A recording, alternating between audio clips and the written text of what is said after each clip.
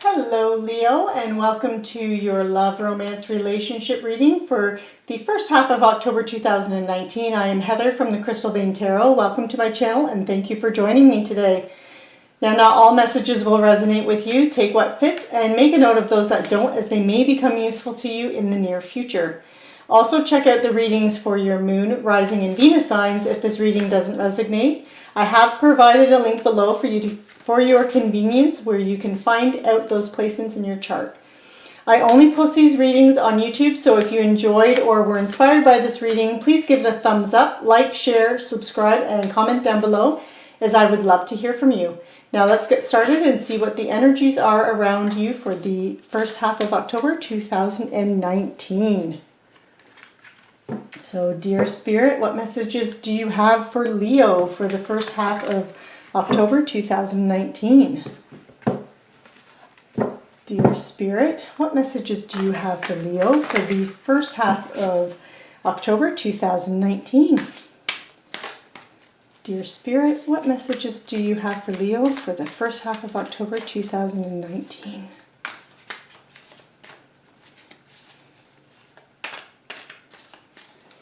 Okay, I'm just going to cut the deck.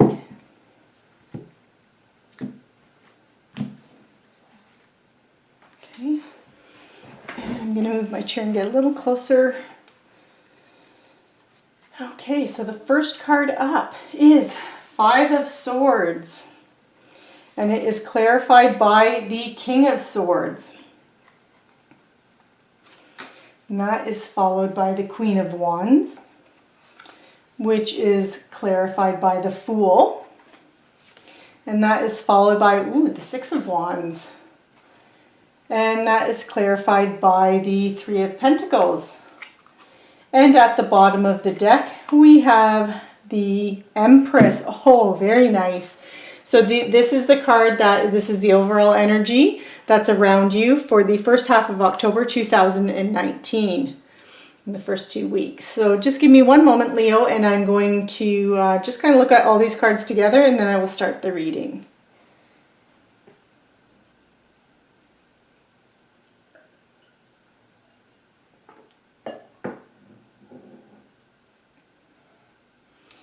Okay, Leo, so we start off, the overall energies around you are that of the Empress.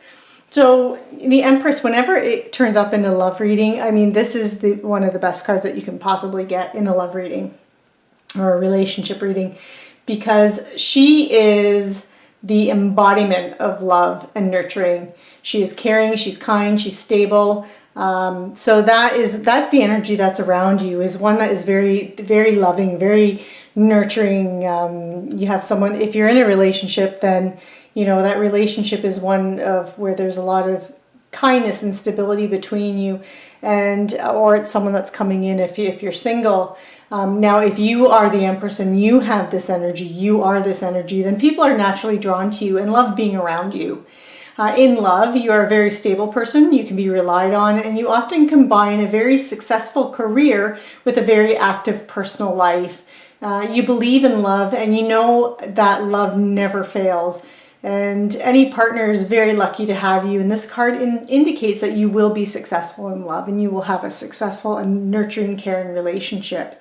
So that's the overall energy that's around you, which is very positive. And that, I mean, that's a really good thing, Leo. And so then we start off at the beginning of October with Five of Swords energy. And Five of Swords is, the energy itself around this card is one of, it's one of conflict.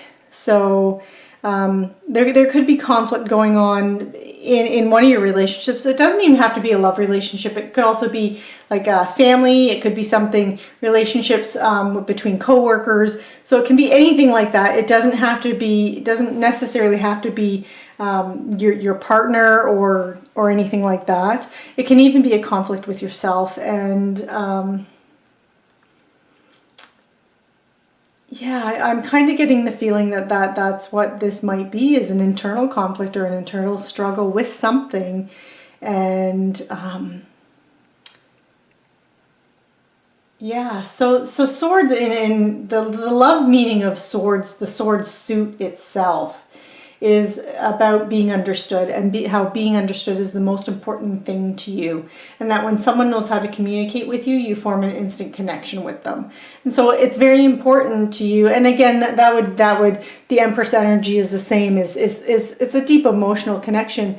So I'm really feeling like this is an internal conflict, and that it might be about perhaps you're in a relationship, whether or not it's with a family member, a friend, a colleague, or even a romantic partner, that you're not, or if you're dating or trying to find someone, you're feeling like you're misunderstood, or you're not, so there's a bit of conflict with that.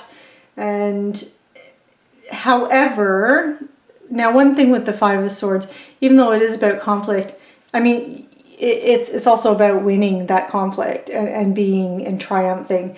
But what cost does it come out? You see these people walking away. So, you know, if you're having some kind of an internal conflict with yourself in your relationships and communication, just be careful what you're saying for the first 2 weeks of October. Be careful what and how you say it to something to people, because it might come off the wrong way, and that could negatively impact your relationships, or whatever relationship that's relating to.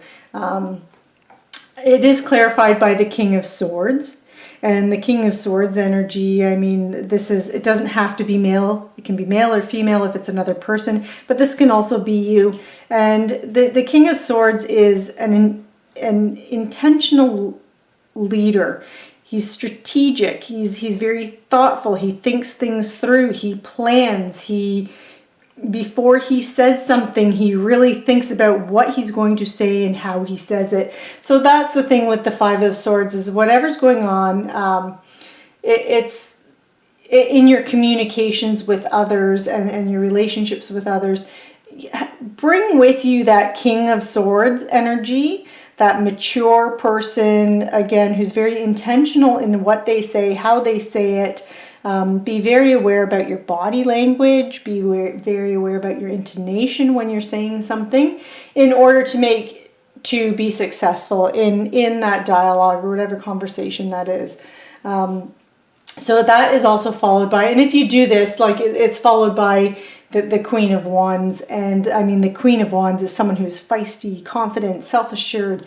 And so, and being a Wands energy, that's all about passion and fire and creativity. And I feel like if you can get through this at the very beginning of the month, it's going to lead to this in your relationship, that you know, you can get back to being that confident person, self-assured, and having and building that relationship again with whoever this is dealing with, whether or not it's a romantic relationship or if it's a family member or a friend. And it's also about, and so, you know, once you bring that passion and have that confidence in yourself and what you're going to say and how you're going to communicate with others, it's this is clarified by the Fool. So it's being confident and self-assured with the Fool energy. And in a love romance type reading, the Fool is someone who is happy about life. So, you know, it denotes a happy time for you in regards to your relationships. It's being optimistic about love. It's about being in a romantic state of mind, and then therefore attracting that into your life. Now, one downside with the Fool is the Fool can also be impulsive and at times irresponsible, which can lead to a superficial relationship if you are single and you're looking for a relationship or just starting to date. So do watch for that.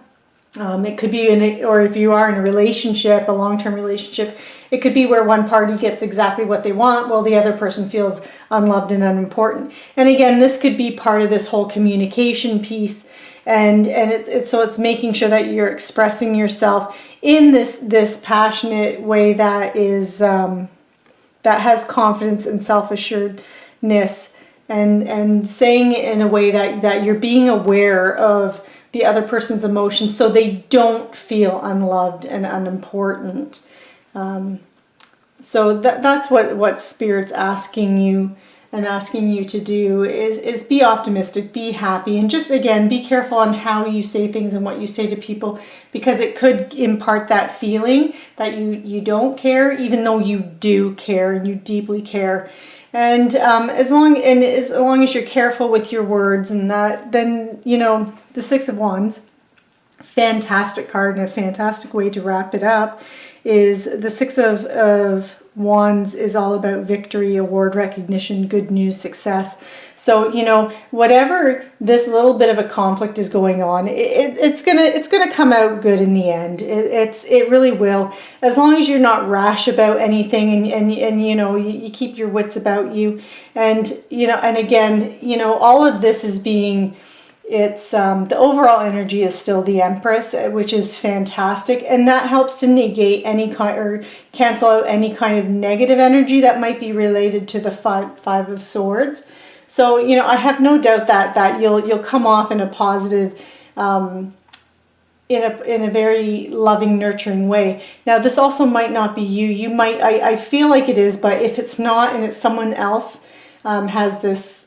Is the person the source of the conflict, then again, just approach them with that attitude, and approach them with the, you know, show them, kind of express love and gratitude towards them, and be positive and optimistic in how you deal with them, just to help them get through this too, if it's your partner, for example. And because I mean, their success is there. Even the Five of Swords is about success, but the Six of Wands is all about accolades and recognition. So, I mean, this is a soldier coming home, or, you know, from a crusade or from a quest, and you know, there's a parade held in his honor, and, you know, everyone's raising their wands to him, and he looks very happy. So it's enjoying that success too. So, in enjoying the success in your relationship, and in connecting, and that ability to connect to another. And that is clarified. The Six of Wands is clarified by the Three of Pentacles, and the Three of Pentacles is about teamwork and collaboration, quality as well, and skill. And so I'm really feeling like this is more about, again, it's not so much of a love reading as it is about some other kind of relationship. Like I'm getting the sense that it's more about, could be a family member, could be again a friend or something like that, and you know, it's a teamwork and collaboration. But you know, right here, this is about conflict, and it began with conflict, and it's now ending with teamwork and collaboration, just through how you handled the situation, basically being that balance, or that voice of reason and logic, and having that confidence, but then also being optimistic in your demeanor and how you're dealing with that relationship, and that's, you know, it ends up leading to teamwork and collaboration, which is a really good thing. And I mean, it's a good reading. It's not so much about, you know, intense, passionate love, but it is about love for your fellow humanity, and fellow you know, your family, friends, and having that, yeah, just unconditional love and support, and just being that kind of a person that shows kindness and stability towards others. This is because, again, this is someone who can just always seems to be able to heal any kind of situation, or emotional turbulence in other people. And like, that is the energy around you. And I'm really feeling like that is your energy, and there is a situation around you, and you know what, you're going to help others through it. And that's kind of like your role in it, and it will lead to collaboration, whether or not it's aunts, uncles, cousins, family, you know, friends, whatever that might be. So anyway, this concludes your reading for the first half of October, Leo. Please join me again for the second half of October reading that I will be posting in approximately 2 weeks. Thank you for watching me, and lots of love, and take care, Leo.